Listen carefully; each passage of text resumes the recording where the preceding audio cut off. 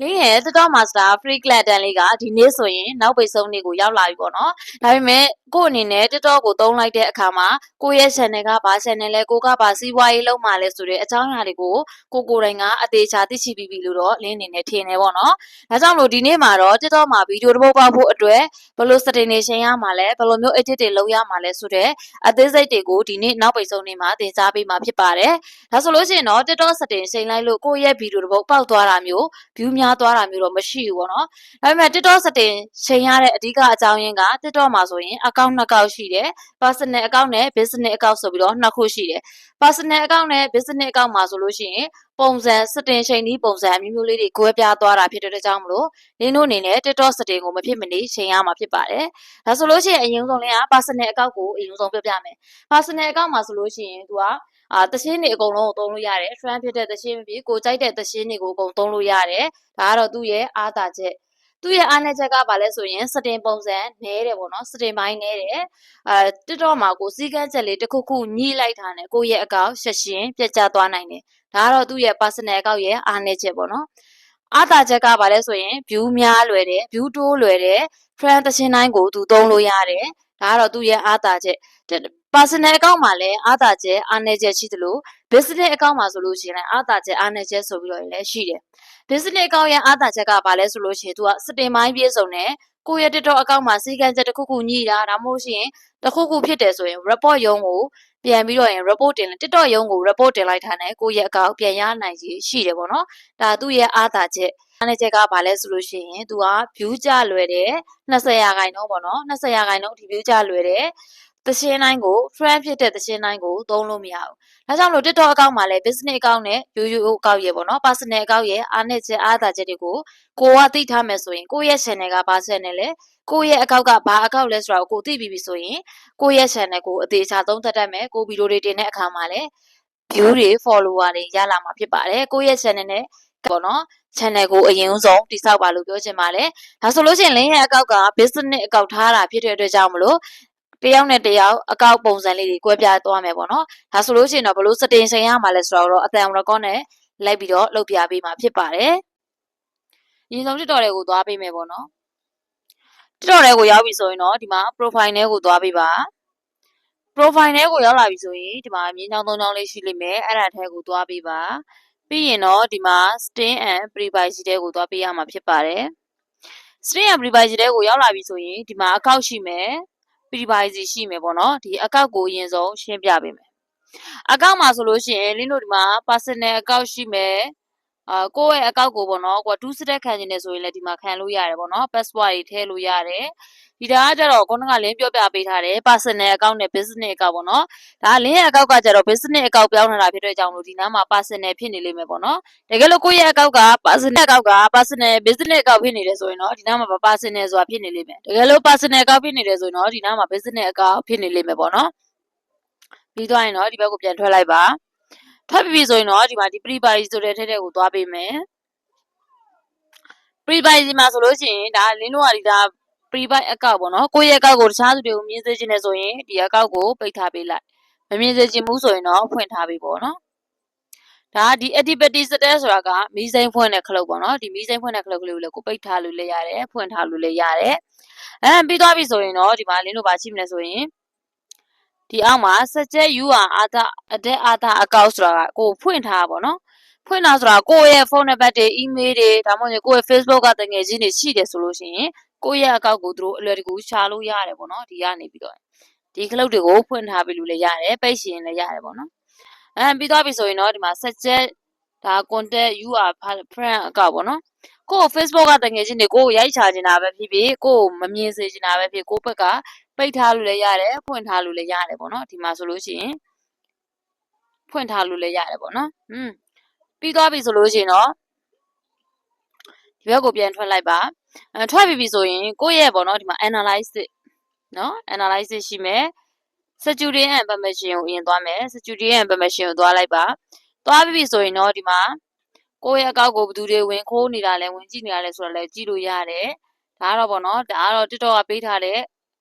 အရာတွေပေါ့နော်ကိုကြိုက်တယ်လို့လုပ်ရတယ်ဒါ two step vibration ဖွင့်ထားတယ်တော့ဒီမှာပေါ်နေလိမ့်မယ်ပြီးသွားပြီဆိုရင်တော့ဒီဘက်ကိုပြန်ထွက်လိုက် ထွက်ပြီးပြီဆိုရင်တော့ဒီမှာ analyze ပေါ့နော်ဒီ analyze ကအရေးကြီးတယ်ကိုဗီဒီယိုတစ်ပုတ်ဖန်တီးတဲ့အခါမှာဒီ analyze ကအရင်ကိုအရေးကြီးပါတယ် analyze ကိုလုပ်ပြပေးမယ်ပေါ့နော်စစ်ဆိုတာကကိုတနေ့ဗီဒီယိုတင်တဲ့အခါမှာကိုရဲ့ဗီဒီယို content view ကဘယ်လောက်ထိရှိရလဲဆိုတာကိုသူပြောပြပေးရနော်အဲ့မှာဆိုရင်9ရက်ရှိမယ်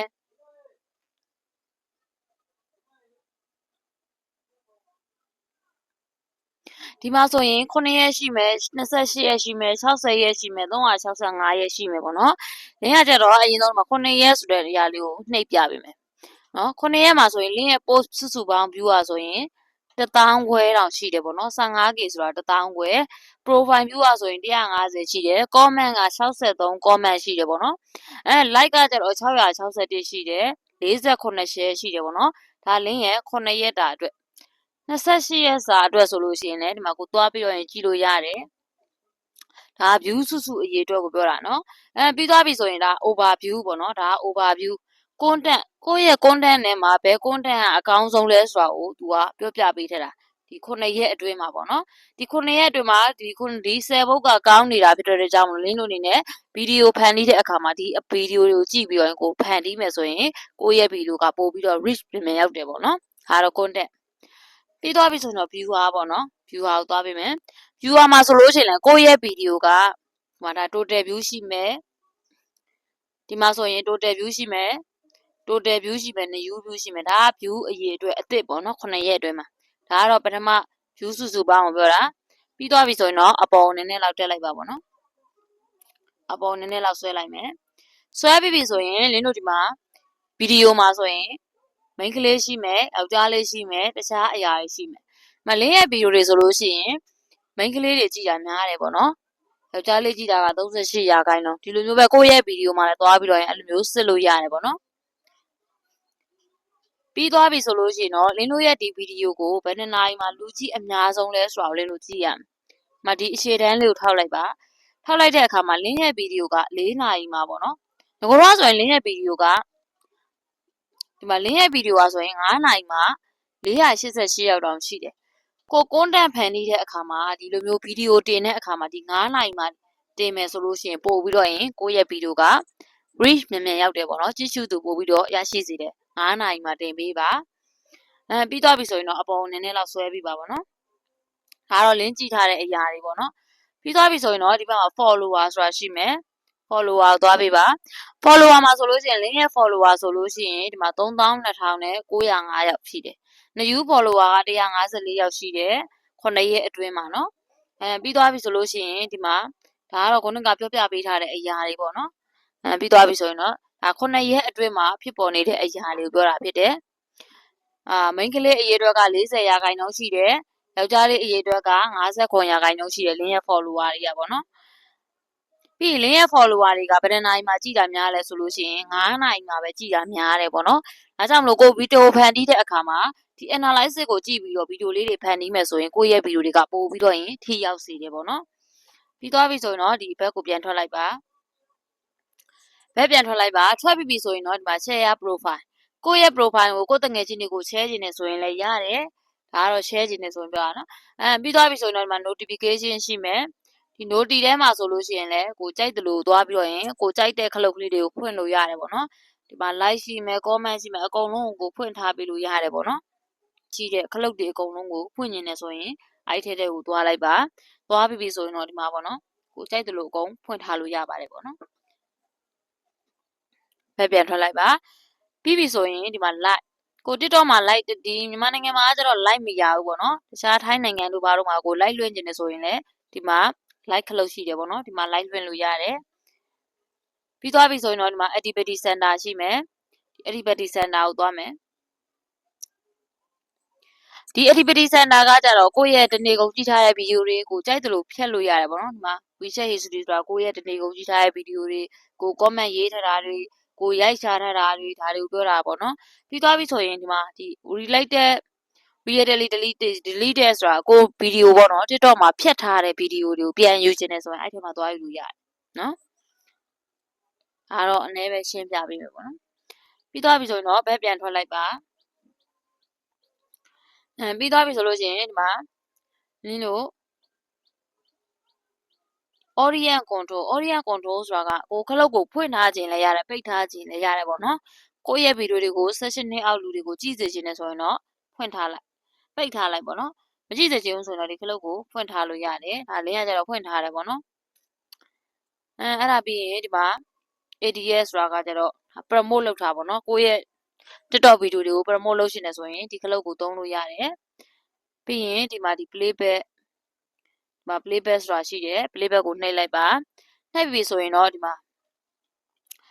ရတော့ TikTok ကနေဖွင့်ပေးထားတဲ့ auto mode ပေါ့နော်ကိုဒီခလုတ်တွေကိုဖွင့်ထားမယ်ဆိုလို့ရှင်လည်းရတယ်ဒီဒါကကြတော့ TikTok မှာပေါ့နော်ဗီဒီယို